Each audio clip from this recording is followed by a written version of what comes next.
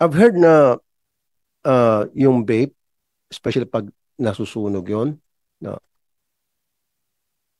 nag-emit yun ng formaldehyde. At yung formaldehyde, di ba yun ang ginagamit sa paimbalsa mo ng mga patay?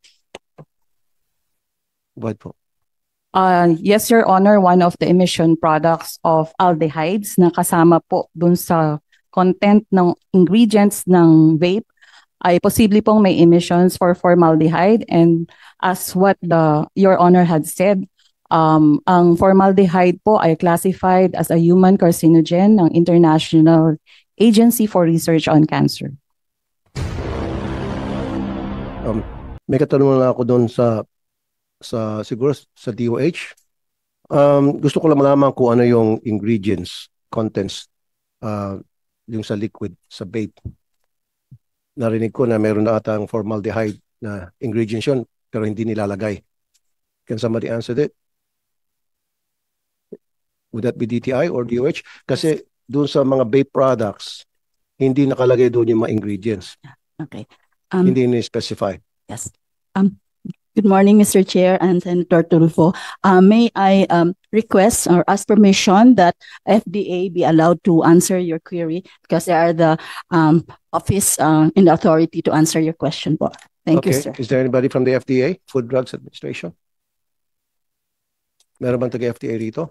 Good morning, Mr. Chair. And to answer po your question, usually we have two kinds of products. We have the electronic nicotine delivery system and electronic non-nicotine delivery system for vapes. So pag ENS po or nicotine containing, usually it contains propylene glycol, and then you have nicotine, and then you have the flavors. And then for non-nicotine, usually you have vegetable glycerine, propylene glycol, and then the flavors din po. Okay, pero ang tanong ko kasi ma'am, bakit hindi nilalagay doon sa mga vape products yung binibenta sa mga karton kung ano yung ingredients? Di ba sa FDA, ni-require ninyo lahat ng mga nabibili, ng mga products, especially pag kinukonsumo, kung ano yung mga nilalaman na ingredients noon. In this case, doon sa vape, sa mga karton, binibenta, especially sa mga oil-based, dapat nakalagay kung ano yung ingredients noon. Mr. Chair, Your Honor, under RA 11900, the regulations on vapes has been transferred to the Department of Trade and Industry. And the role of the FDA is if there are medicinal or therapeutic claims or reduced risk statements. Yun lang po ang role ng FDA pagdating po sa RA 11900. So it will be the DTI po who will do the evaluation and review. Okay. I've heard na yung vape, especially pag nasusunog yon, nag-emit yun ng formaldehyde. At yung formaldehyde, di ba yun ang ginagamit sa paimbalsa mo ng mga patay? Go ahead po. Yes, Your Honor, one of the emission products of aldehydes na kasama po dun sa content ng ingredients ng vape ay posible pong may emissions for formaldehyde, and as what Your Honor had said, ang formaldehyde po ay classified as a human carcinogen ng International Agency for Research on Cancer. So kung ganon, ano yung ginagawang steps ng ating mga kinaukulan kayo dyan sa FDA na para ma-monitor kung saang level ba ang danger ng formaldehyde sa health ng mga gumagamit nito ng mga vape? Wala bang threshold na Your Honor, pagdating po sa regulation ng vape, nasa DTI na po. DTI na naman? Opo. Pero sasagutin ko na rin po yung katanungan nyo. Pag human carcinogen po, wala po tayong threshold. Wala pong level na magsasabi na safe po siya kasi carcinogen po siya. Oh, yun nga po eh. Kasi kung carcinogen, ba't pinapayagan? Kung nakakasira ng kalusugan ng tao, ba't pinapayagan? Si DTI ko na po, ipapasa po yung... Baka pwedeng kausapin. Is that okay, Mr. Chairman? A representative from DTI who's here, so you may respond. Thank you, Mr. Chair. For the standards that we are following, the DTI issued the Philippine National Standards following internationally accepted standards as regards the formulation However, currently, in fact, we do have a schedule with the FDA so that we can revise the implementing rules and regulations of the vape law so that we can have further inputs as to the formulation and packaging requirements of vaporized nicotine products, Mr. Chair. Ito, meron akong hawak na relics. Tapos sa karton niya, Mr. Chair, nakalagay mga ingredients, glycerol. I don't know what is this. Propylene, glycol, nicotine, benzoic acid. Can somebody explain to me kung ano mga ito? Kasi kung ako'y kabataan na mimili nito, bali wala sa akin to, ano yan? Kailangan alam ng mga gumagamit ng vape kung ano yung ipinapasok nila sa katawan nila. Dapat mayroong information dissemination campaign ang ating mga taga-TTI o FDA to tell them the risk of using vape. Para yung mga kabataan, magde-decide sila, especially yung gusto palang pumasok sa magbe-vape, kung siya pa ay gagamit pa ng vape o hindi. Ito munang glycerol. Ano po itong glycerol? Ang glycerol po ay yung base ingredient po ng nicotine. Okay. Ay ng electronic nicotine liquid po. So kasama po siya sa ingredient para po ma-vaporize po yung product po natin. Yung propylene glycol. Propylene glycol and Propylene. glycerol po. Or vegetable glycerin po. Okay. Ano po ito? Ito po ay isang ingredient po para po mag-vaporize po yung produkto po. Yung benzoic acid. Yung benzoic acid po, ina-assume ko po na yan ay nicotine salt.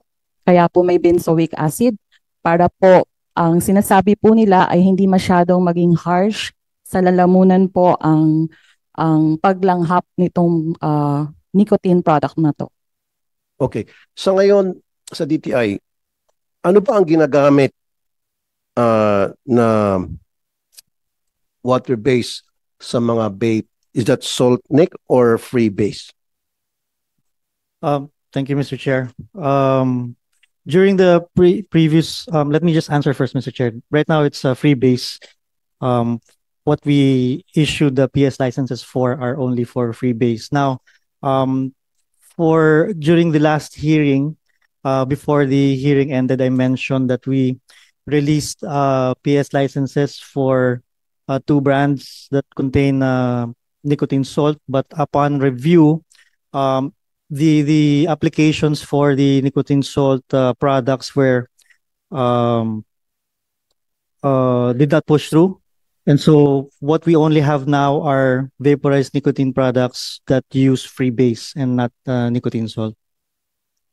Yeah, medyo segue muna ako ng konti from sa health issue, sa taxation, and then sa smuggling. Anong ginagawa ng Bureau of Customs dun sa mga nahuli ng mga vape products? Sir, sinisira po namin. Sinisira? Opo. Sigurado po kayo? Yun po yung instruction ng aming commissioner, sir, at yun po yung Hindi regulation. nga po, walang biruan. Opo, yun po ang report sa amin ng... Okay, kasi I've received information, I think last year, worth 500 million of vape products ay naharang ng Bureau of Customs. You know about that? Opo.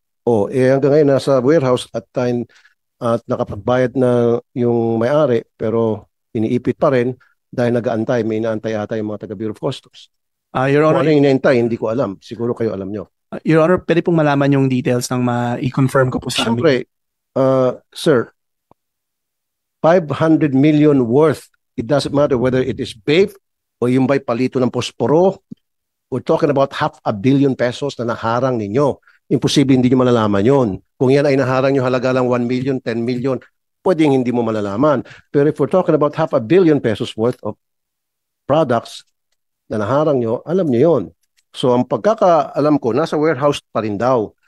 Kasi baka mag-expire na after a few months, dalawang nangyari, and then I need to talk to DTI. May hinihintay yung Bureau of Customs. Kung sunugin nyo na agad. Yes, Mr. Chair. Sunugin nyo na agad. Yes, Mr. Chair. We Kasi will... the fact na pinatagal nyo mag-isang taon na doon sa warehouse, parang meron kayong iniisip na plano. Di ba sabi mo, sinusunod agad? Okay, sige, pag nakahuli kayo ng kontrabando, sinusunod niyo agad within a certain period of time? How many days, how many weeks? Tinatapos lang ho yung proseso na legal. Usually, how long would it take the process? Sa regulation po namin, 30 days yung timeline po for the legal process to be finished, sir. And then pag wala naman pong appeal sa higher courts, then doon na po kami nag-resort to. Tinatawag po doon rendering, which is the destruction of these items. Okay. This is what I want you to do, sir. I-account nyo sa publiko kung ano-ano yung mga vape products na inyo pong naharang since 2 years ago. And what did you do with that? And then, kung sabi nyo ay sinunog nyo, sino po yung mga witnesses na naroroon habang sinusunog po yung mga vape products na yon? Okay po yun? Opo, Mr. Chair. Okay. Magkano po yung kinokolektang tax ng Bureau of Customs?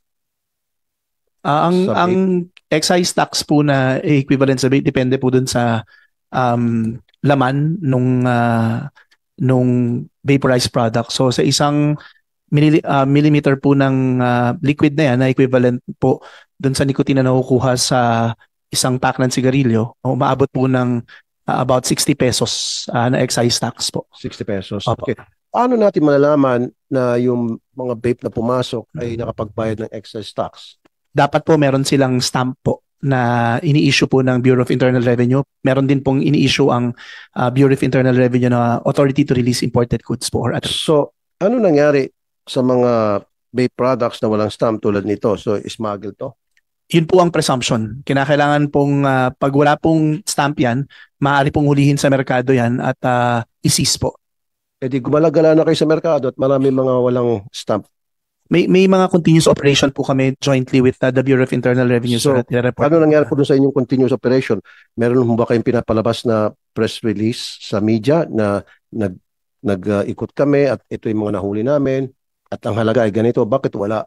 Ang alam ko po, ang BIR meron po. I-check ko po sa amin, sir. Ang alam ko BIR, meron din is po. BIR here? Meron? Okay, BIR, gumagala-gala daw kayo, continuous na paggagala at nanghuli kayo. Nasaan yung mga huli ninyo? Good morning, Mr. Chair. Yung mga huli po namin nasa mga warehouses po namin kasi Warehouses naman. Isa po dun kasi sa concern namin, sir, when it comes to vape. Yung kung saan, kasi may mga battery yan, sir. Paano i-dispose yung battery niya, which is usually lithium ion or nickel something. Can you give us an accounting of all those vape products na hindi nakapagbayad ng tax, Meron po excise tax, at nasaan sila ngayon at ano nangyari and how much? Kasi tahimik kayo eh. Sabi nga nitong si Bureau of Customs, kung tuloy-tuloy pag-iikot-ikot ninyo, pag-raid or if you will call that raid sa mga establishmento na nagtitinda ng vape na hindi nagbabayad ng excise tax. And yet, hindi nyo dinideklara yung performance ninyo, yung naging output ninyo. Tahimik kayo. Mr. Chair, Sandali, sir. Dapat sinasabi nyo, di ba, na for the period of, say, November up to December, 20 na establishments ang aming napuntahan at nakikita kami ng violation at halagang ganito ang nakumpiska at ito ngayon ay dadalhin namin sa warehouse, etc. Bakit wala kayong ganong press release?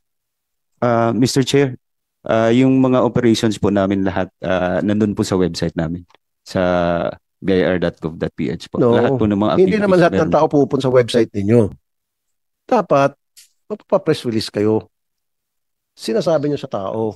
Meron po kami sa Facebook din ng official Facebook ng BIR din po. Naka-release din po doon yung mga activities namin. Mr. Mr. Galera, hindi naman lahat ng tao, lahat ng Pilipino interesado na pumunta sa website ninyo. The only people who will be interested in going to your website are those people na merong interest about taxation. Mga negosyante, yung mga smuggler, yung mga gustong makaisa sa gobyerno when it comes to pambubuwis. Those are the people na pupunta sa inyong Mr. website. Chair, Pero yung mga naninigarilyo, makinig ka muna, sir. Yung mga naninigarilyo, yung mga nagbe-vape, anong pakialam na sa website nyo? Kaya nga, use the media para i-disseminate yung mga information na gustong marinig, na dapat na marinig ng taong bayan, which is yung nanguhuli kayo. At ano yung mga nahuli nyo? Sir, Mr. Chair, may mga regular din po kaming media releases, Mr. Chair. nasaan po? We will furnish this committee, Mr. Chair. Kaya nga kasi Mr. Chair, ang gusto kong mangyari, marami kasi mga natitinda ng mga vape na walang stamp. Kasi pag walang stamp, ibig sabihin, hindi nagbayad ng tax, illegal. Eh sabi nila, tuloy-tuloy ng pag-iikot nila, pag-uhuli nila. Sabi ko, nasaan yung mga huli? Nasaan yung, di ba? Yung mga products na yun, sabi niya sa warehouse. Because like I told the Bureau of Customs last year, merong isang huli ang Bureau of Customs amounting to 500 million pesos worth of vape. Last year pa yon. Hanggang ngayon nasa warehouse pa rin daw. At base sa information na tanggap ko, may hinihintay at ang Bureau of Customs. Kung ano yung hinihintay, sila lang nakakaalam. DTI,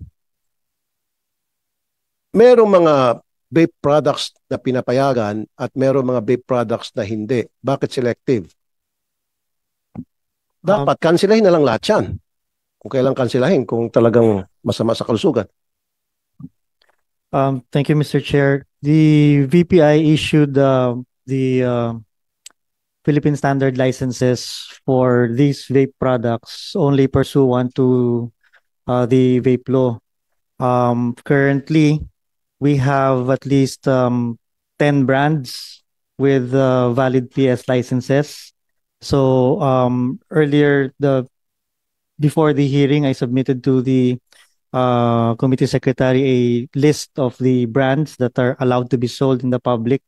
So if the brand is not in that list, both vape and heated tobacco product, then 100%, Mr. Chair, the product is illicit.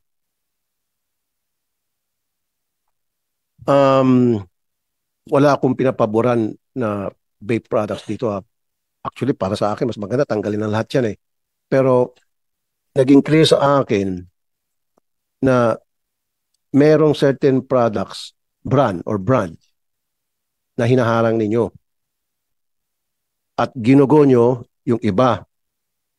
And kung kumparahin mo yung sinasabi mo standard, universal standard, doon sa para mapayagan ng isang vape na mag-exist, pare-pareho lang sila.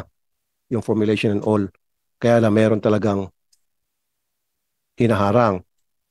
At yung paghaharang na yon may dahilan. At kung anong dahilan, sa magkano kadahilanan siguro. Mr. Chair, I confirm po na meron po kaming hinaharang at hindi po kami nag-issue ng PS license because when we received po yung kanilang toxicological risk assessment report, mataas po yung formaldehyde level base po dun sa international standard. So hindi po namin ini-issue yun.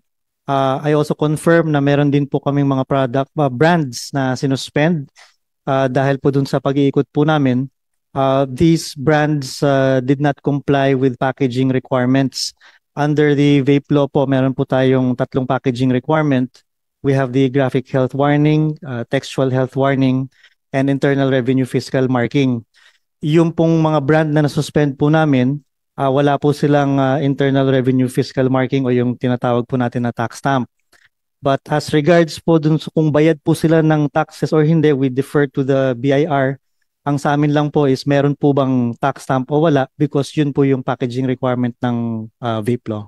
So dahil wala silang tax stamp, so kinancel na po yung kanilang karapatan na makapag-import, makapasok ng vape sa Pilipinas. Hindi po kinancel, Mr. Chair. Naka-suspend po at meron po tayong pending formal charges before the Very good. Fair Trade Enforcement Bureau. Very good. Po. Then I need to see yung development doon sa pag-file ng formal charges. Kung yung paggulo ng kaso, saan naka-file, when, at ano ng status. Gusto ko yung ganon. We will submit, Mr. Chair. Yes. Sabi ni Senator Ralph Recto, 17 billion pesos ang halaga ng buwis ang nawawala sa gobyerno mula sa mga vape products. Mismo na itong si Secretary Ralph Recto ang nagsabi during the budget deliberation sa plenary, Mr. Chair. Siguro yung BIR nandito, the Bureau of Customs. Siyempre, hindi nyo pwedeng kontrahin ito sinabi ni Secretary Ralph Recto. So therefore, ano po yung plano ninyo para itong 17 billion pesos na nawawala, ipapasok na sa mga susunod na panahon? BIR? Mr. Chair, yung plano po sa BIR moving forward, kaka-evaluate lang po namin yung unsolicited proposal sa PPP Center, yung track and trace system, Mr. Ano po? Chair. Track and trace system. Track and trace? So ito po yung mas advanced na pag-trace doon sa mga excisable products, particularly itong sigarilyo at saka itong vapes. So how do you track it, sir? Can you explain it to us? Meron po tayong system. Ito po, proposal pa lang po under sa PPP Center. Paano nga po? Yung mula pa lang sa pag-manufacture hanggang sa doon sa retail, hanggang sa pagbenta, matitrace ng system kasi may geotagging siya, Mr. Chair. So matitrace kung sino yung bayad. Kung saan nag-origin yung vape, is that what you're saying? Yung produkto po na excisable, sigarilyo or vape. Kaya nga, paano kung in-smuggle yun? Ah, Paano yung kung kaya- lusot? Kaya madaling ma-determine kung legit or hindi bayad yung equivalent na excisable na excise tax, Mr. Chair. No, sir. Ibig sabihin, katulad nung pumasok na $500 million worth of vape, kung hindi naharang yon, so lusot sana yun at hindi sana nagbayad ng buwis yun. So doon, anong plano nyo sa smuggling? Para masiguro na lahat ng vape products na pumapasok, lahat ng brand, kailangan magbayad ng buwis. Kasi sir, yes, Mr. Chair. maraming kumakalat eh. Ito pa nga, walang stamp ng BIR. Oh, ngayon mag-ikot-ikot ka marami. Pumunta sa mga tindahan. Walang stamp ng BIR, no. Para sa excise tax. 'Di ba? So, sabi mo meron kayong tracker?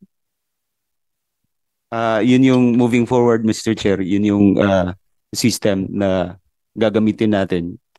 Hindi na dito yung traditional na stamp system, kundi yung Hindi na. track and trace system na po. Okay. Tulad ng mga na-recommend ng mga health advocates. Okay, sige. Kunyari, pagpasok ng vape sa isang container and then nag-declare yan na vape kung sa amang bansa nang galing.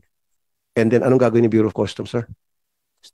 Ang first step, First step, sir, meron dapat po siyang permit galing sa Department of Trade and Industry. DTI, okay. And then At second step, usually po meron na dapat nakaakibat na stamps po yan, no, na nakabit. Ibig sabihin ho, hindi ho po pwedeng dito lang nila ikakabit yung stamps. Ibinibili na po dapat nila yan in advance.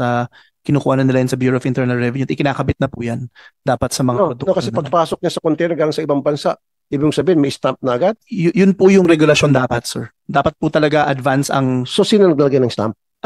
usually po pinapadala na nila yun sa supplier nila at ang supplier nila dapat ilagay na po yung stamps na yun dun sa mga produkto na yun. Okay, yung supplier na mismo maglagay ng stamp. Opo. O kung ganon, bakit may mga vape na walang stamps? Sir, ito po kasing sistema na to pinatupad lang nung June 2024. Maaari po may mga old stocks na ganyan. Hindi rin po namin dinidiscount na baka meron mga pong nakalusot. Kaya po, ang ginagawa naman po ng Bureau of Customs, we conduct letters of authorities po, no, yung aming mga visitorial powers in-exercise po namin sa mga bodega. In fact, sir, for 2024, 48 seizures po yung aming nagawa. Ang equivalent amount po nung total estimated value po nung nahuli namin is 5.1 billion pesos po. Continuous naman po yung ginagawa namin na ito, no, para po ma-plug yung loophole. At the same time, yung amin pong mga scanning systems, ina-upgrade po namin yung AI detection nila para po ma-detect yung fluid na nandun po sa vape. Hopefully po ma-upgrade namin tong system na to ngayong taon na to para po yung detection pag dumaan sa x-ray namin, ma-detect po yung organic substance ng vape. Thank you po, sir. Sarap pakinggan. Ang akin lamang dito, nasabi ko na kanina, ulitin ko for the second time, lahat ng mga nahuhuli ninyong vape products na sinasabi niyong isinusunog niyo rin, magpapakita kayo ng ebidensya na talagang sinunog ninyo. Ang ayaw ko mangyari, hinuli niyo ito at after several weeks or months, ibibenta niyo rin sa labas. Or may maring hindi kayo. Magugulat na lang tayo na yung nahuli, na seize, na supposed to be dapat sunugin, nasa merkado na, kumakalat. Nag-guess niyo po yun? And you will agree with me na nangyayari yan. Very much so, sir. No? In fact, on cue po dun sa inyong observation din sa amin during the budget deliberations, ang ginawa pong hakbang ni Commissioner Rubio, inutusan niya po yung aming Public Information and Assistance Division, no? Na pag may mga ganyang activities na, i-Facebook Live po namin yung destruction. Very good. Opo. At i-inform po namin yung mga stakeholders din, no, to be present. Ibig sabihin po yung mga lehitimong nagpapasok nito para alam po nila na yung mga illicit po na produktong yan hindi po lumalabas ulit sa merkado. Siyempre, dapat may mga witnesses din. Bukod yung kayo-kayo lang na stakeholders, dapat merong dyan sa taga-media, sa taga-civil society, etc. na para masasabihin na hindi hawsyaw yung pagsunog ninyo. Opo. Magsasabitin po kami, sir, sa inyo ng report doon sa activities na to, sir. Siguro within the week, consolidate lang po namin at isubmit po namin sa committee na to. Thank you, Mr. Chair.